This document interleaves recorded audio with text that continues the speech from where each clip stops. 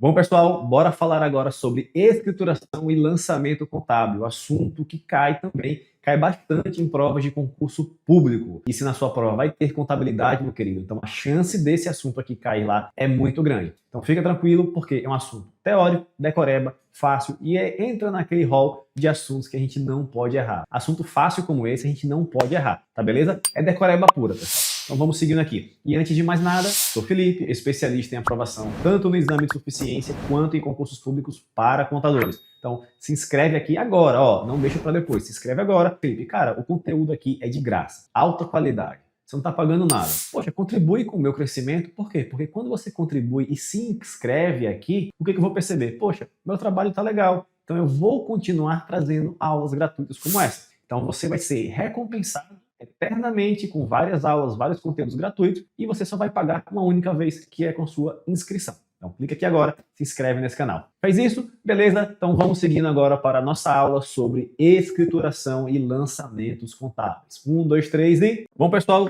cá estamos aqui no nosso iPad. Vamos começar a nossa aula sobre... Vamos lá. Opa, primeira coisa, se você não é nosso aluno, se você não conhece os nossos produtos, basta você mirar o seu QR Code aqui, o seu celular nesse QR Code e fazer sua inscrição nos nossos treinamentos. Eu tenho certeza que no espaço de um ano, dentro de um ano, você já terá abandonado aí a CLT, você terá fugido da CLT e se tornado aí um contador concursado. Então vamos seguindo. Qual que é o tema da aula de hoje? É escrituração e lançamentos contábeis. Tema importante, cai em prova sim, vamos seguindo. Galera, primeira coisa, o que é escrituração? Para a gente falar sobre escrituração, nós temos que lembrar daquela aula das 4 técnicas contábeis. Estão lembrados lá, pessoal, das 4 técnicas contábeis? Quais são elas? Escrituração, demonstrações contábeis, auditoria e análise de balanço. Isso aqui, o ciclo é basicamente isso daqui. A escrituração, não existe isso formalmente, ou pelo menos eu desconheço, mas vamos colocar como se fosse a primeira técnica contábil. Por quê? Porque é na escrituração onde você vai registrar os fatos contábeis. Na demonstração contábil, você vai agregar esses registros que você fez. Na auditoria, você vai verificar,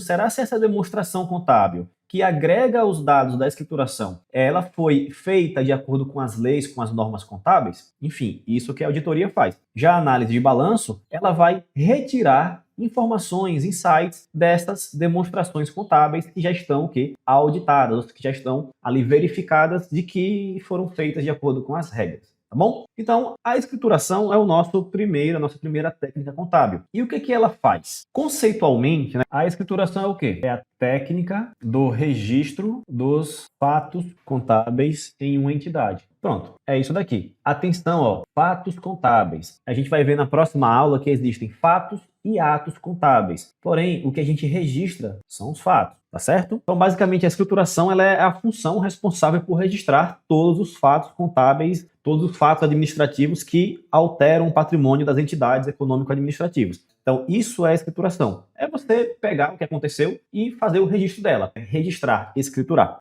Onde é que está isso? Na norma. Existe lei sobre isso? Existe. Lá na Lei 6404, artigo 177, trata sobre a escrituração. Vamos ler aqui. A escrituração da companhia será mantida em registros permanentes com obediência aos preceitos da legislação comercial e desta lei, a Lei 6404, e aos princípios de contabilidade geralmente aceitos, devendo observar métodos ou critérios contábeis uniformes no tempo e registrar as mutações patrimoniais segundo o regime de competência. A gente já viu isso daqui, que é quando você registra os eventos de acordo com o seu fato gerador. Beleza, só isso daqui, Felipe? Não. Existem algumas regrinhas sobre a escrituração contábil que vocês precisam saber. Vamos lá. A escrituração contábil ela deve conter, no mínimo, os seguintes elementos. Anotem aí. Data do registro, ou seja, a data do quê? Do fato gerador, né? A data do fato contábil. Qual foi a conta devedora que foi registrada? Qual foi a conta credora? Para cada débito, temos um ou mais créditos. Então, você precisa ter uma conta devedora e uma conta credora. Deve também existir o quê? Um histórico, ou seja, uma breve descrição do que representa aquele registro. E, óbvio, temos que colocar o valor do registro. Tudo ok até aqui? Então, anote isso aqui porque as provas cobram, tá?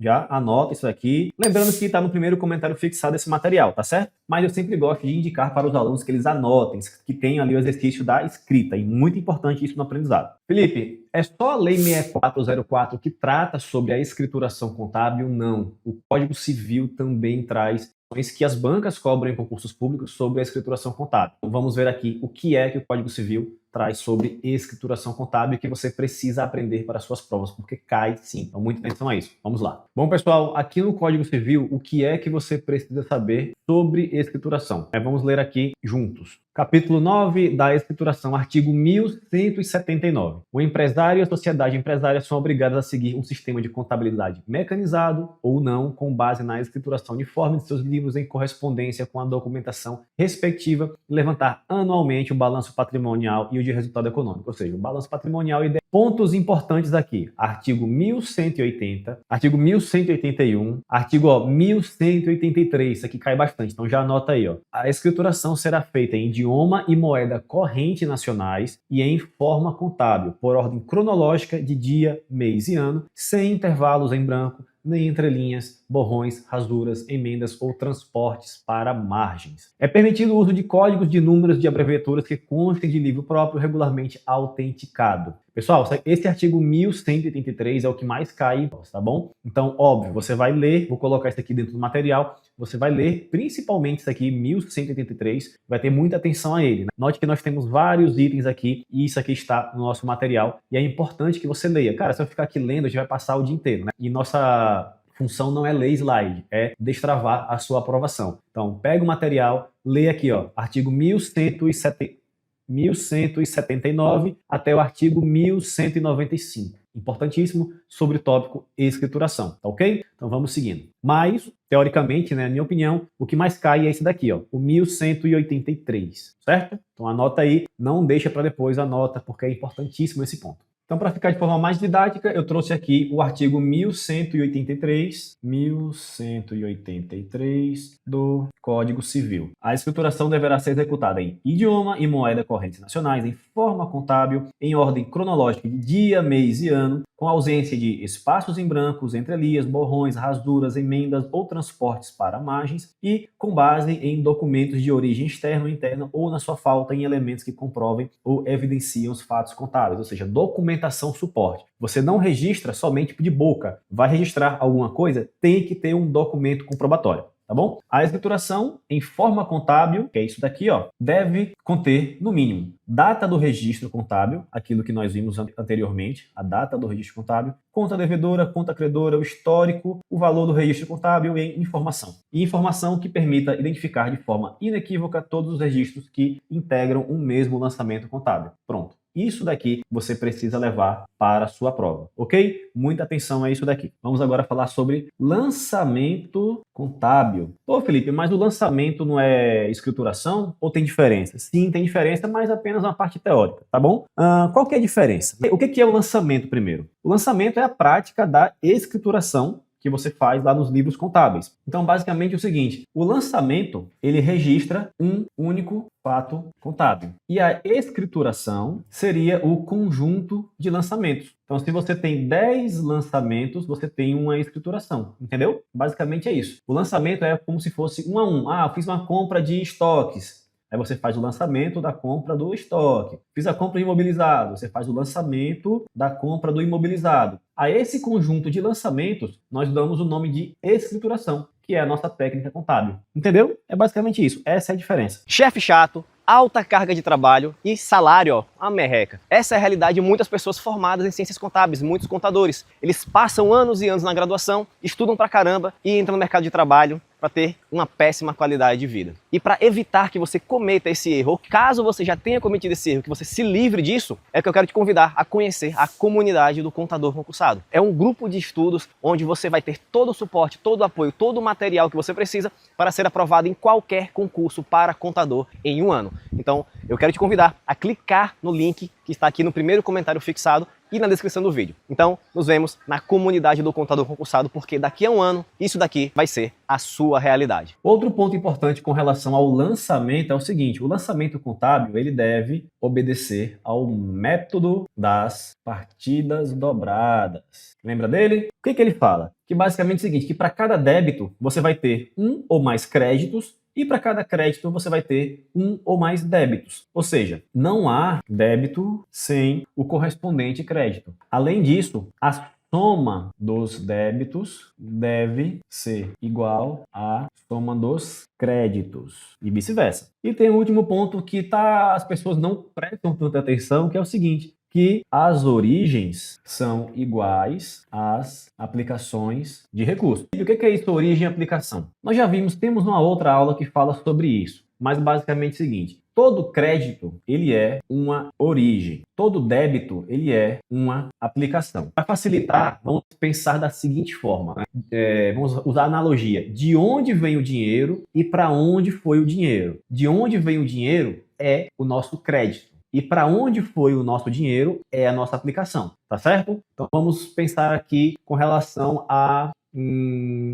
uma compra de estoques, beleza? Compra de estoques. Numa compra de estoques, nós vamos debitar e creditar duas contas, tá certo? Para a gente ter o estoque, a gente teve que ter uma origem, ou seja, de onde veio o dinheiro. De onde vem o dinheiro é para você comprar o estoque. Você pode ter ali um fornecedor, que você vai ter uma dívida, ou você pode retirar o dinheiro do seu bolso, né, do seu caixa. E a aplicação daquele dinheiro foi a compra do estoque, que é onde vai ser o débito. Vamos ver aqui na tela do iPad, fica mais fácil da gente visualizar, tá bom? Vamos lá. Então vamos aqui, ó. O exemplo foi o que? Compra de estoques, né? Nós temos um débito e temos um crédito. Vamos supor que você tem 10 mil reais na sua conta corrente da sua empresa. Então, se eu comprei um estoque, a origem, né, de onde veio o dinheiro, veio do meu caixa. Se eu paguei R$1.000, tá aqui. E onde foi que eu apliquei esse dinheiro? Qual foi a destinação? Foi o estoque. Então aqui é onde eu vou aplicar esses R$1.000. Assim, isso que é origem e aplicação. Nós temos uma aula sobre débito e crédito, que é só você assistir depois que eu explico um pouco mais didático isso daqui com mais tempo, tá beleza? Mas é basicamente isso. Aplicação, né? Origem e aplicação é isso, é de onde vem o dinheiro e para onde foi. Se você levar a contabilidade dessa forma, vai ficar muito mais simples, ok? O próximo ponto que você precisa levar para a sua prova com relação à escrituração é sobre os livros contábeis. O que é isso daqui? Livro contábil é onde você vai fazer seus registros, né, seus lançamentos. Nós temos 5 livros contábeis. Temos o livro diário, livro razão, o livro registro de duplicatas, o livro registro de inventário e o livro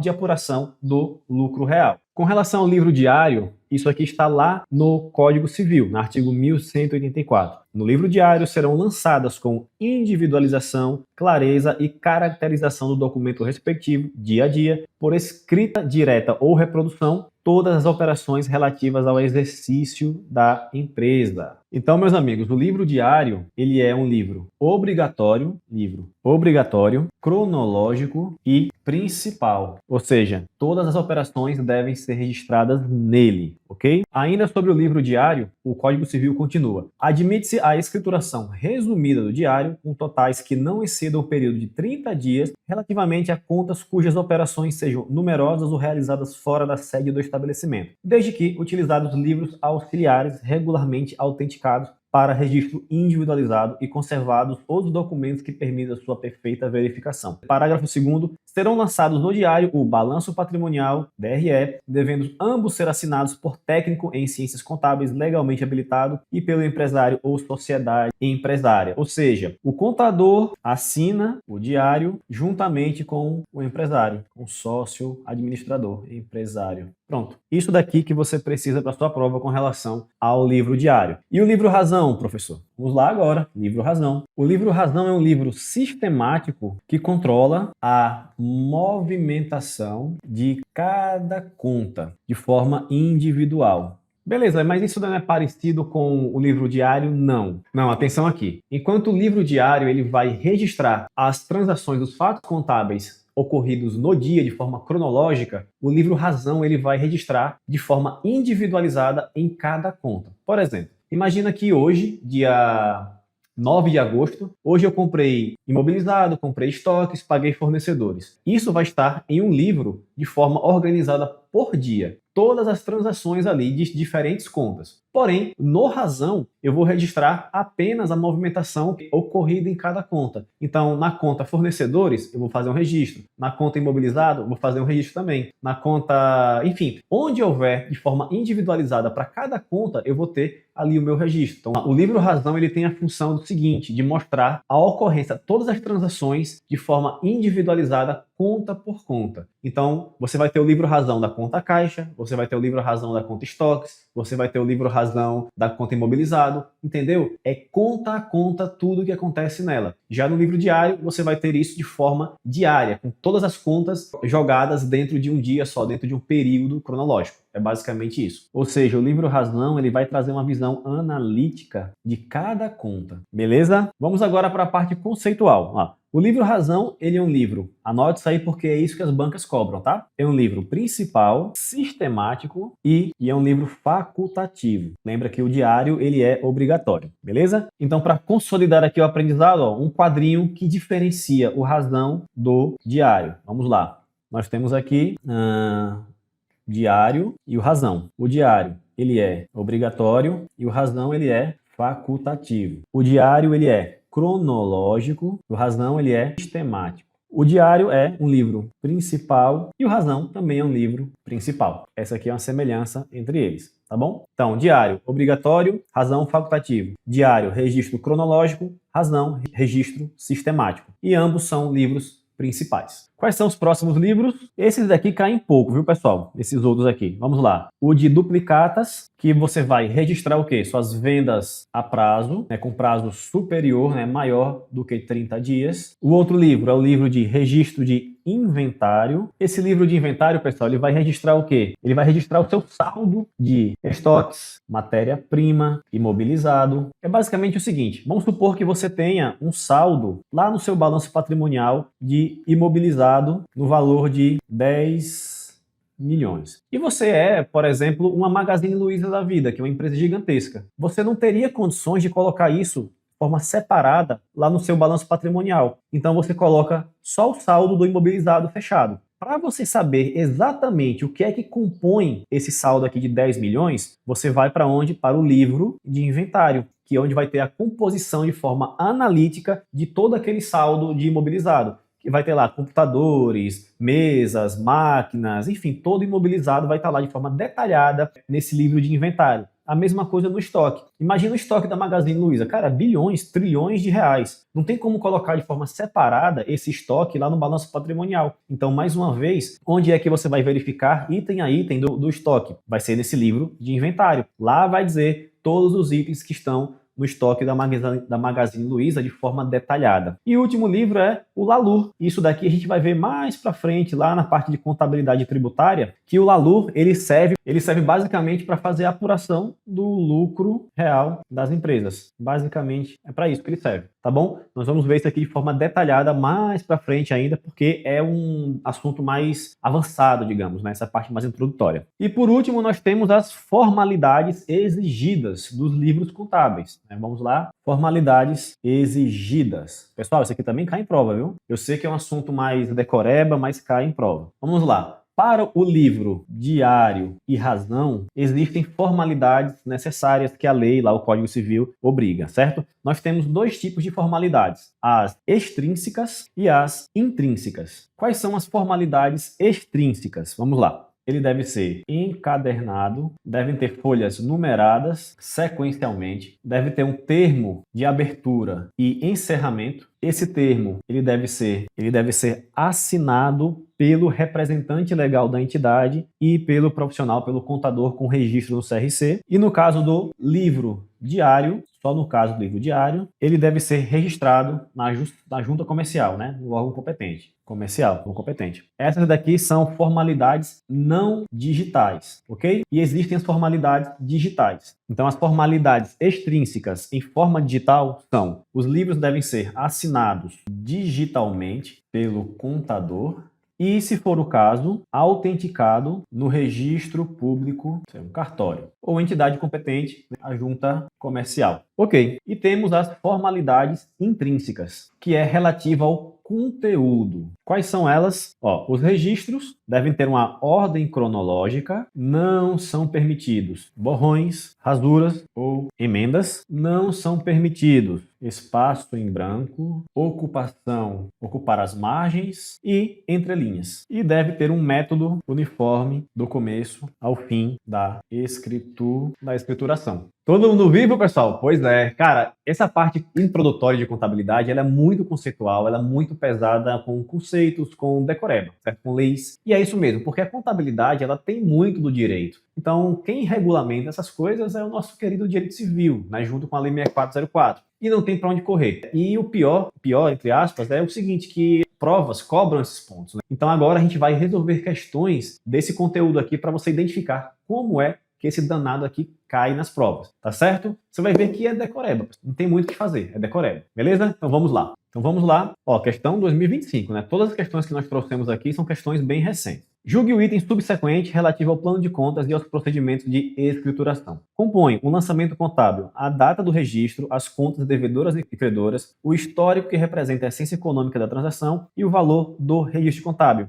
Exatamente, nós vimos lá no começo da aula, é isso mesmo. Próxima questão, em relação aos registros contábeis, julgue o item a seguir. No livro diário, devem ser lançadas em ordem cronológica, com individualização, clareza, referência ao documento probante, todas as operações ocorridas e quaisquer outros fatos que provoquem variações patrimoniais. Exatamente, é o conceito que nós vimos lá sobre livro diário, tá aqui em cima, ó, de livro diário, tá aqui. Então, cópia e cola de norma, galera. Cópia e cola de lei. Não tem muito o que fazer aqui nessas questões. O lançamento contábil deve ter como origem um único fato contábil e pode ser composto por um ou mais registros a débito e um ou mais registros a crédito, desde que a soma dos débitos seja igual à soma dos créditos. Desde que a soma dos débitos seja igual à soma dos créditos. Poxa, de graça aqui, né? Ó, concurso para técnico na área contábil, SUSEP. Próxima questão, acerca das formalidades essenciais da escrituração, julgue o item a seguir. A escrituração contábil pode ser realizada em qualquer idioma, desde que a moeda utilizada seja moeda corrente nacional. Errado, né? Tem que ser no idioma corrente. Nós vimos isso aqui, lá na nossa... bem aqui, ó. Idioma corrente, cadê? Artigo 1183. A escrituração deverá ser feita em idioma e moeda corrente nacionais. Então tem que ser em português e em moeda real, que é a nossa moeda atual. Espero que continue por muito tempo.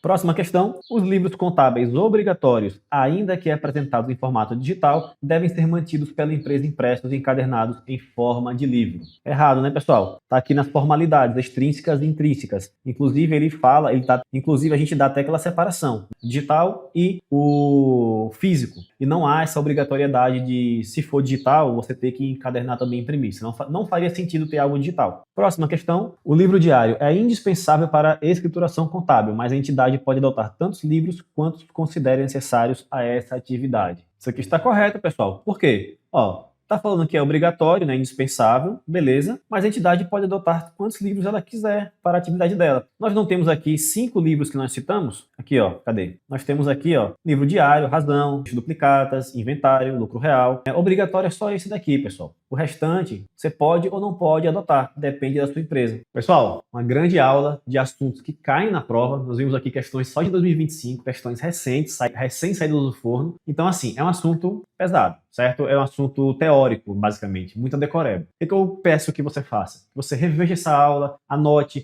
faça seus mapas mentais, faça seus resumos, porque isso é de suma importância para que você aprenda e fixe esse conhecimento aqui. Isso aqui pode cair sim na sua prova. Se tiver lá esse conteúdo, a chance que caia é muito grande, tá bom? Então, assista mais uma vez, anote, resolva questões, porque é isso que vai te ajudar a passar na prova. Se você não é meu aluno ainda, então se inscreve na comunidade do Contador Concursado, que lá você vai ter todo o conhecimento contábil, do zero ao máximo avançado, para que você passe em qualquer concurso que tenha contabilidade ou qualquer concurso para contador. Então o link está no primeiro comentário fixado e, por favor, se inscreve lá, que eu tenho certeza que em um ano a gente consegue te fazer ser aprovado. Então é isso, como eu sempre digo, até a aprovação.